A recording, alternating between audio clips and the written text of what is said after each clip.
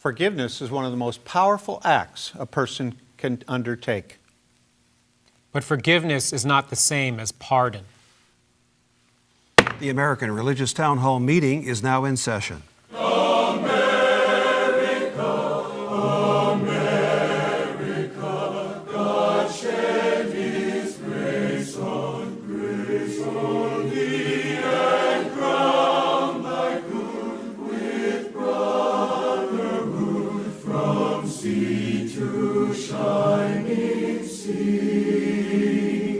Welcome, friends, to the American Religious Town Hall meeting, where the discussion of religious, political, and social issues is meant to promote the cause of religious freedom and to help us better understand each other. And now, here's your host and moderator, Pastor Jerry Lutz.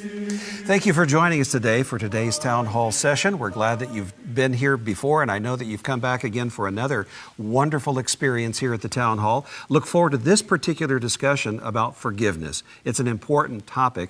We've had it here on the program before, but today is a little bit of a different take. Before we get into our discussion, I'd like for you to meet our panelists. Let's begin with a gentleman to my right. I'm James Weingardner. I'm the pastor of a congregation of Seventh-day Adventist people in Keene, Texas. My name is Dan Levin. I serve as senior rabbi at Temple Bethel of Boca Raton, Florida. My name is Canon John Peterson. I am an Episcopal priest, and I'm canonically resident of the Diocese of Washington, D.C. I'm Tom Plumley. I'm a minister in the Christian Church Disciples of Christ. I serve as senior minister at First Christian Church, Fort Worth, Texas.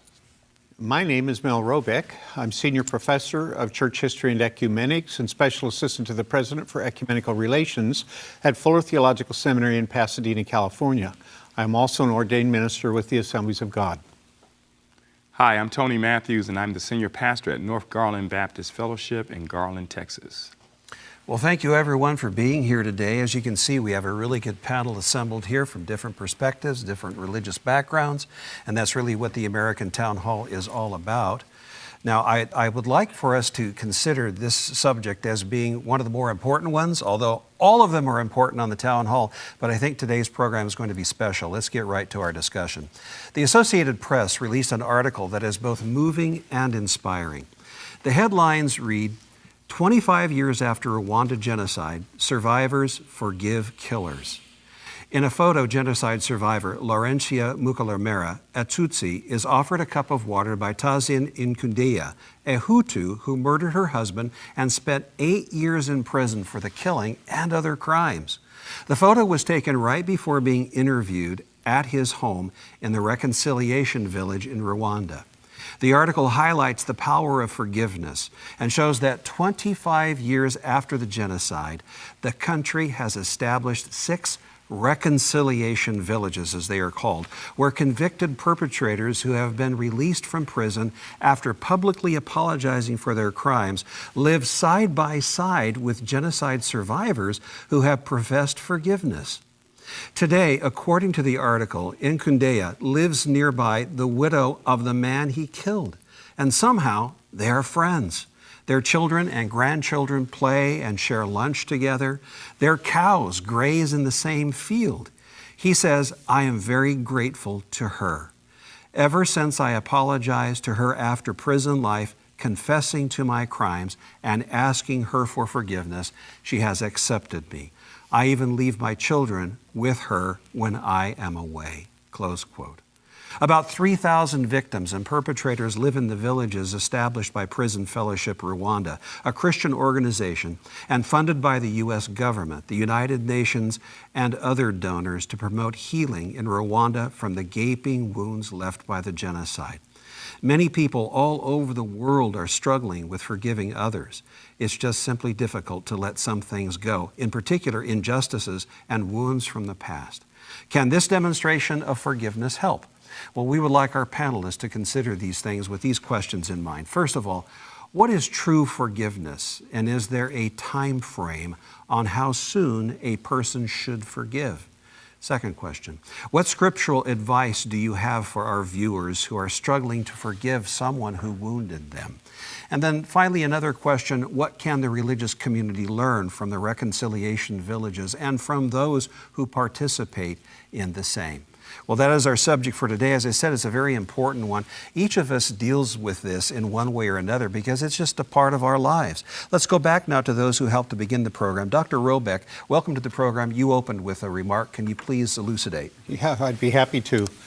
You know, forgiveness is not something that comes easily for most people, but I think it's an incredibly powerful gift if one can do that.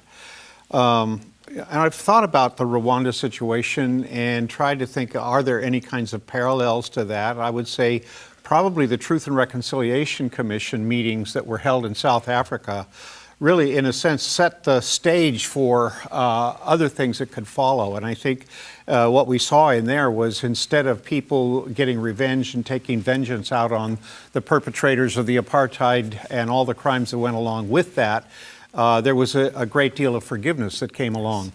I think also of the Amish community in Pennsylvania. Remember about 10 years ago, 12 years ago, some guy went into a school and killed 5 young women and hurt another 5 and so forth. And that Amish community got together, and within days they had said, we forgive you for what you've done. And even more recently, I think in Dallas, where we had a young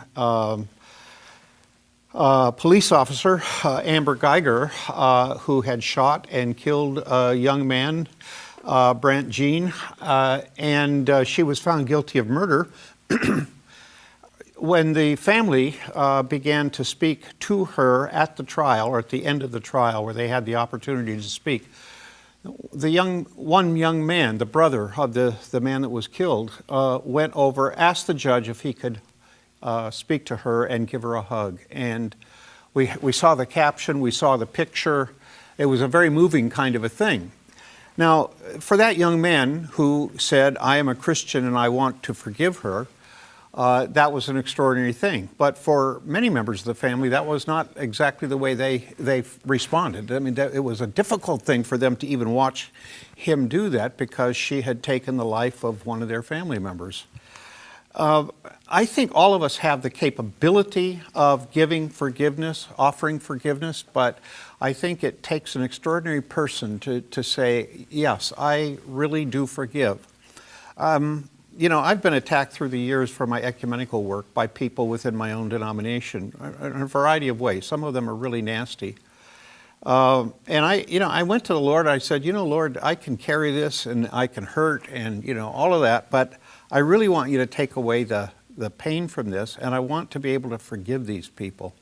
And I can sit here now 15 years after the attacks and all of that and say, I have no enemies. I have only people that I care for. I understand now the fear, the ignorance, the kinds of motivations that went into all of their striking out against me. And I think if we hold all those kinds of things in, it only hurts us. We get angry, we go into rages, we don't treat other people appropriately. But forgiveness is really a wonderful gift. The last thing I want to say is, Jesus died for us according to the Christian gospel, and God sent him even though we were enemies, even though we were estranged, even though we were sinners. Christ died for us. All right, thank you, Dr. Robeck. And let's go back then to Rabbi Levin. You also made an opening remark. Can you please expand those thoughts for us? So I think it was incredibly moving to see that embrace of that young man towards the woman who committed that awful crime, and the situation that you described in your opening of what happened in Rwanda is also incredibly moving. And I think that part of what makes those events so moving is that there was a sense of ask and apology for forgiveness from the person who perpetrated the evil against a particular individual. In Jewish tradition, we're taught that God doesn't forgive the evil that we do to each other. That has to be a forgiveness that's granted between people after there has been honest accounting and apology and forgiveness sought. In Jewish tradition, there is a sense that a person is obligated to go to the one who was harmed and ask their forgiveness. And if that person refuses to give that forgiveness, then they have to go sincerely a second time. And if the person still refuses to grant that forgiveness, they have to go sincerely a third time. But if after that third time that person still refuses to grant that forgiveness, then that person who refuses to grant the forgiveness takes responsibility for the trespass.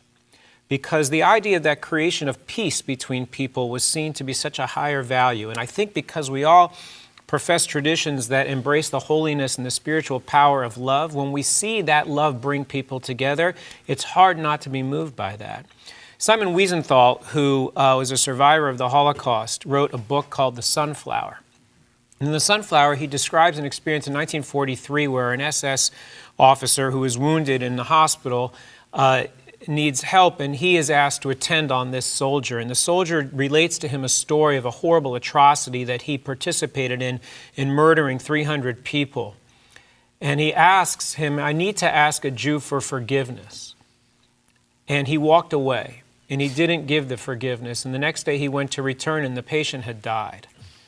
And so this question haunted him, and he poses the question, should there be forgiveness, should there not? And there's dozens of people who are asked to respond to that question. Interestingly, Albert Speer, who was one of the SS officers who was noted for his public apology at the Nuremberg trials, said, do not give forgiveness. And there is a difference between pardon and forgiveness. Pardon excuses an act, and forgiveness is a release. And it's not a release of responsibility for the action. It is a release of anger and ownership and resentment that it claims on me. And so what I think is so powerful about these reconciliation villages is that people who have perpetrated acts against others take responsibility for their actions, seek forgiveness, and then when that forgiveness is granted, they are able to establish real love between them. All right, thank you very much. And then Canon Peterson, glad to have you here on the program. Your thoughts, please. Thank you. I'm not going to speak about reconciliation per se, but I had the great privilege in May of 1995, less than a year after the genocide. At that time, I was the Secretary General of the Anglican Communion, and I accompanied Archbishop George Carey, the then Archbishop of Canterbury, to go to Rwanda to be a part of that healing process. And George Carey, the Archbishop, was one of the first people, religious leaders, to go to Rwanda following the genocide. What we saw was absolutely, totally horrific. It was a situation that Christians were killing Christians. Rwanda is the most Christian country in Africa, 90% Christian. It wasn't Muslims killing Christians, it was Christians killing Christians. Hutus killing Tutsis, Tutsis killing Hutus.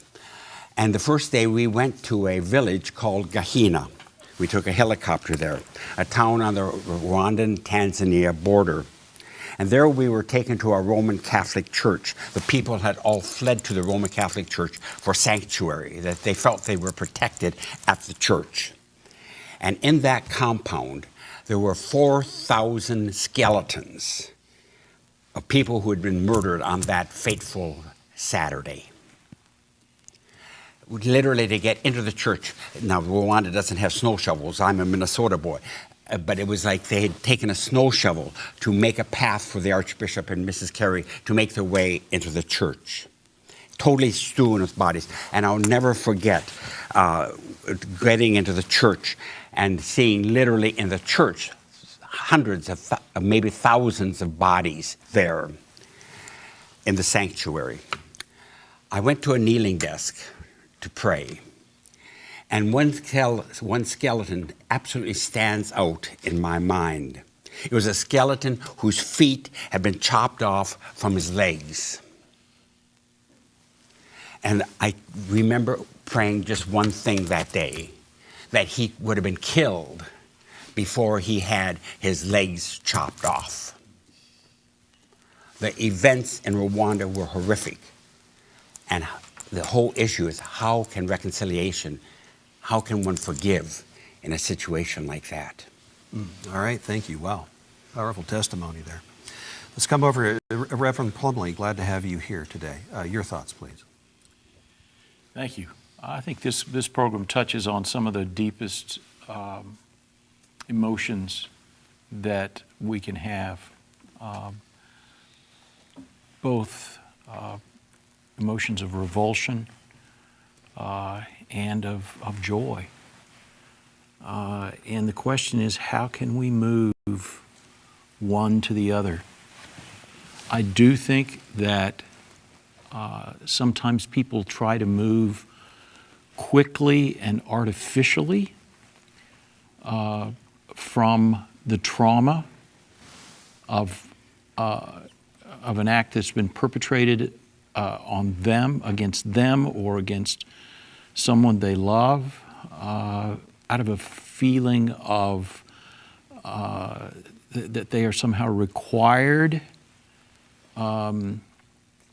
to forgive and to do so without first having dealt emotionally, spiritually, to even get their head around what has happened. I think probably the most important word in your moderator statement that began the whole entire program, Mr. Moderator, is the word 25. These are behaviors that are taking place 25 years later. When you think of the story that the experience that Canon Peterson had, when you think of Simon Wiesenthal and the many stories that have been related out of the Holocaust, we wonder how one can ever move to a place of forgiveness. And we understand how difficult that is. Mm-hmm. Forgiveness, however, is key to human beings moving on in history. And we need to go there. We have to talk about it. We have to stand with each other as we do it. Thank you. Pastor Weingardner, welcome to the program. Your Thank thoughts, you. and then we'll come over to Dr. Mathews. God promises that He will remember our sins no more. So He is a forgiving God. That, I think, is the foundation of Christianity. Jesus also says that we're to be forgiven, but He also says that in order to be forgiven, we must forgive. He's really, really clear about that. And it's really tough, and it takes time because we're not God, and we can't say, all right, your sins are remembered no more. We have work to do on forgiveness, and it can take years and, as you point out, decades. There is another side to it, and it seems maybe frivolous in this context after hearing what the canon had to say. But, you know, just because we forgive doesn't mean that we forget. Right. And so recently, a few years ago, we had a deacon who stole money from the offering as he collected it. And he asked for forgiveness, and we rebaptized him. And he felt forgiven, and he was forgiven, but he wasn't allowed to collect offering anymore. And we do the same for other problems, that we need to help protect them as well. So forgiveness also means helping to protect afterwards. Thank you very much. Dr. Mathews. Now, this is a powerful conversation. Several years ago when I was in Africa, I sat this close to missionaries to Rwanda, and they were talking to me about the massacres because they were there, and they had to just stop in the midst of it because of the trauma and the memories that they had. I think this is just powerful, powerful, powerful. It's such an example of love and forgiveness, and that word forgiveness has various meanings, and one such meaning is it means to send away. And I think when we forgive, we send away from our heart the anger and the hatred and the bitterness that we have towards someone who has harmed us, and is giving someone a new start, giving them a new start. And what helps me, and I agree with everything. I mean, we certainly can't forget. I think not forgetting highlights it's a powerful highlight of the genuineness of forgiveness. That's powerful. we don't have the capability to forget what someone has done to us, but to still forgive them in the midst of not forgetting, that's powerful. That's powerful. That's powerful. And I just hope that we all can embrace this and forgive each other. And let me just say real quickly, last thing is that the flip side of this is when people are forgiven, they need to forgive themselves. And I think this is something that we need to work on with individuals to forgive themselves, get to the place where they can forgive themselves. And I'm afraid we're out of time for this segment, but the program's not over yet. We'll be back in just a few moments. Please stand by for this important message. Thank you, Pastor Lutz. We hope you are enjoying today's program. If you would like to learn more about the American Religious Town Hall, please visit our website at americanreligious.org. That's americanreligious.org.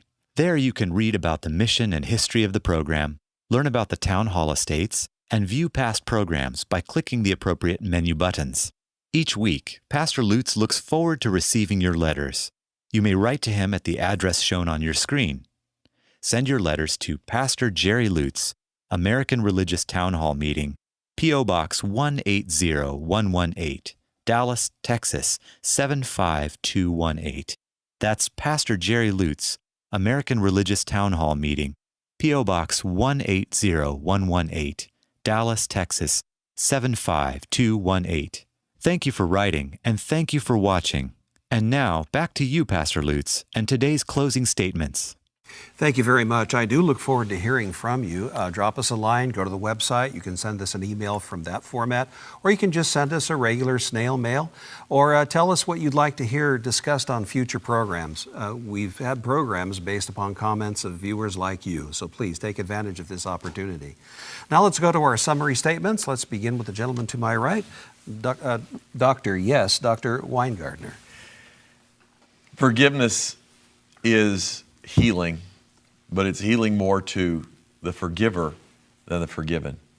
We need to recognize that forgiveness is for us and forgiveness is forever. Thank you very much and for your participation today. Canon Peterson, your summation, please. I think it's important to give credit where credit is due. And in April 2000, the president of Rwanda, Paul Kagame, instituted the nation's miraculous economic recovery, but also a radical forgiveness program. And that has been the context of what we've been speaking about today. But it became official government policy.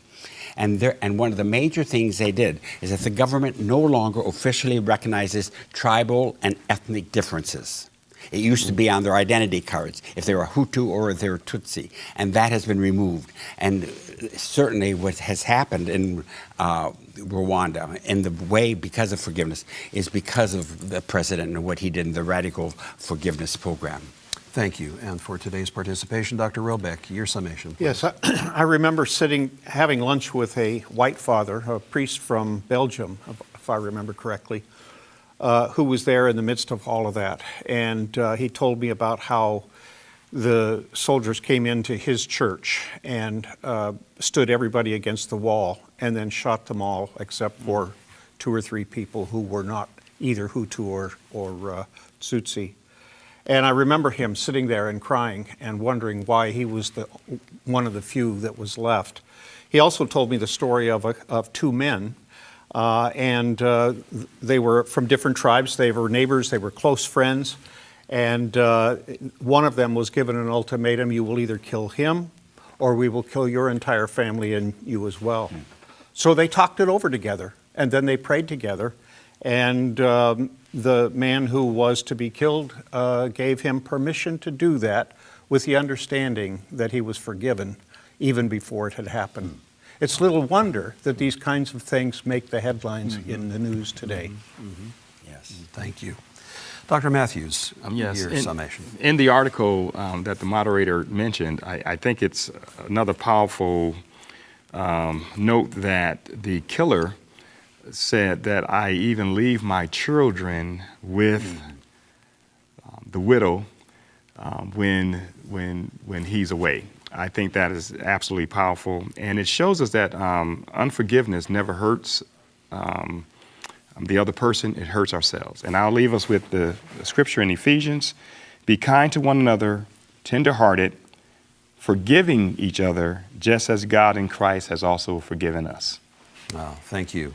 Reverend Plumley, your summation.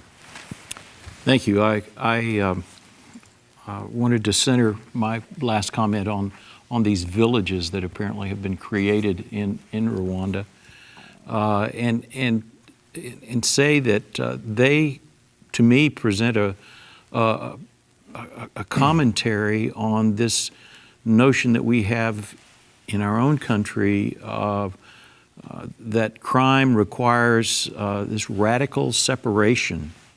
And we have a very radical philosophy of American prisons of separating people from the rest of the world.